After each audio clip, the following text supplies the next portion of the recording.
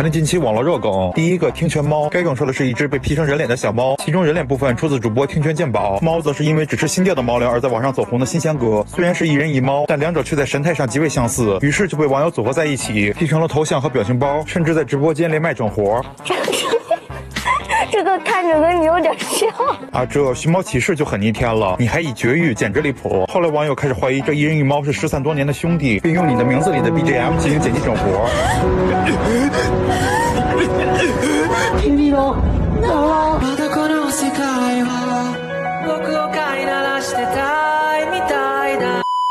第二个无恐惧之人，说的是火影主播 Coke。近期他表示自己会在直播中露脸玩恐怖游戏，并且非常肯定自己是无恐惧之人。结果直播当天关灯后气氛拉满，Coke 更是被惊吓到面目扭曲。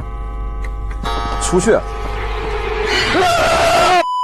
好家伙，真的是包变脸的呀！于是他的这张面部截图就被网友们拿来各种 P 图整活，甚至一个比一个离谱，简直是太抽象了。